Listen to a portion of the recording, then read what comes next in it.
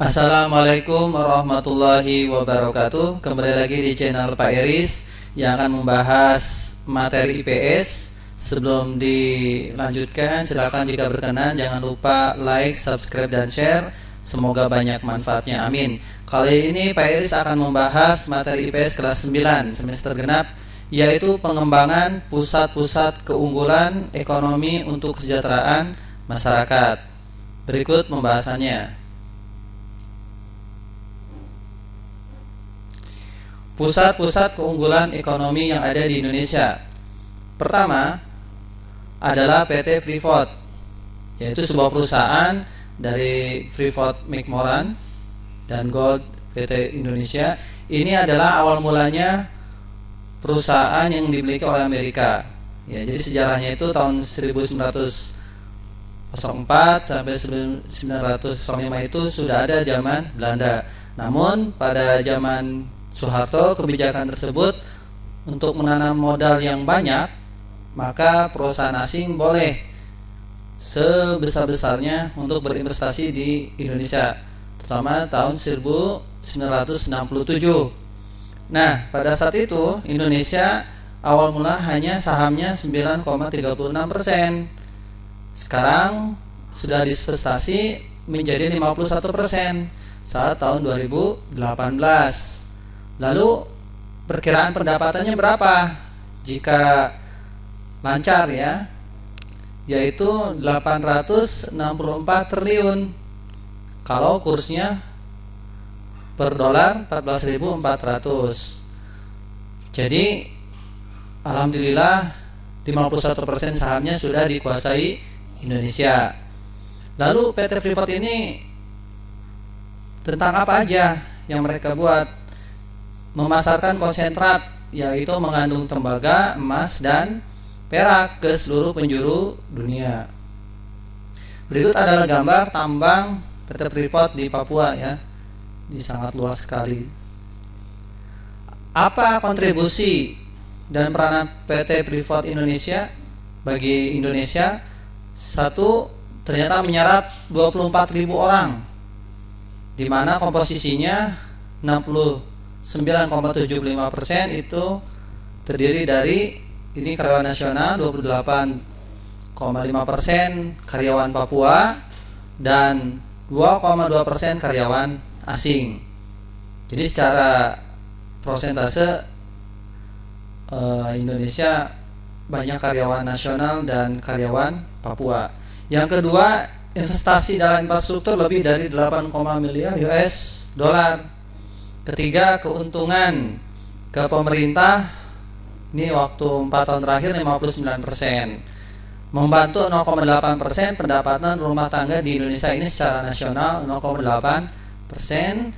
Kelima, membentuk 44% pemasukan rumah tangga di Provinsi Papua. Jadi diupayakan lebih banyak di Provinsi Papua bagi hasilnya dan diharapkan menjadi lebih sejahtera. Berikutnya, pusat keunggulan ekonomi yang kedua adalah perusahaan tambang minyak negara atau PT MN. Ini dikuasai oleh Pertamina ya. Pendapatan pada kuartal ketiga 2019 yaitu 154 triliun. Ini dalam sektor migas. Di sini ada beberapa contoh kilang minyak. Pertama, kilang Pangkalan Berandan di Sumatera Utara, 5.000 barel per hari, tetapi sekarang sudah tutup ya.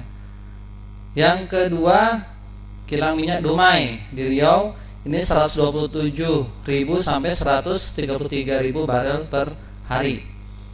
Kilang Cilacap di Jawa Tengah, ini terbesar di Indonesia, 348.000 barel per hari. Bahkan 34% BBM nasional dan 60% kebutuhan BBM di Pulau Jawa.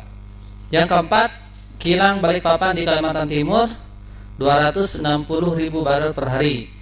Yang kelima, kilang Kasim Papua, 10.000 barel per hari. Yang keenam, kilang Balongan Jawa Barat, ini khusus untuk memproduksi premium, Pertamax, ya, solar, minyak tanah. Ini di kilang Balongan Jawa Barat. Yang terakhir, kilang Ceput di Jawa Timur, 170.000 barel per hari. Kebutuhan akan BBM di Indonesia itu jika di buku kalian 1,5 juta barel per hari. Nah, Indonesia mampu 1 juta barel per hari. Sisanya dari mana? Impor. Berarti Indonesia masih banyak impor juga. Mudah-mudahan di kemudian hari dengan teknologi yang mumpuni dan sumber daya manusia yang mumpuni, serta selain dari yang disebutkan ini bisa ditemukan sektor migas lainnya supaya pendapatan kita lebih banyak sehingga kesejahteraan pun bisa lebih meningkat. Nah, ini beberapa contoh kilang minyak di Cilacap, Jawa Tengah, yang terbesar di Indonesia. Yang kedua, ini kilang Balongan di Jawa Barat, khusus untuk produksi menjadi bahan jadi ya, kebutuhan transportasi. Berikutnya lagi batik. Jadi yang pertama dan yang kedua adalah tentang sumber daya alam. Yang ketiga ini tentang kreativitas juga, yaitu batik sudah menjadi warisan dunia, sudah ditetapkan oleh UNESCO 2 Oktober 2009. Batik dibagi menjadi 3, ada batik tulis, ini sangat lama ya, 2-3 bulan. Yang kedua batik cap, ini bisa 2-3 hari. Kalau batik lukis ini tergantung, bisa lama bisa sebentar, tergantung dari motif ya. Biasanya memakai serat-serat alami pewarnanya seperti daun mangrove ataupun pohon mangrove. Itu jika direbus maka menghasilkan warna merah marun ya, jadi bisa untuk serat alami. Nah, ini contoh gambar batik tulis. Yang kedua ada batik cap, ini lebih cepat.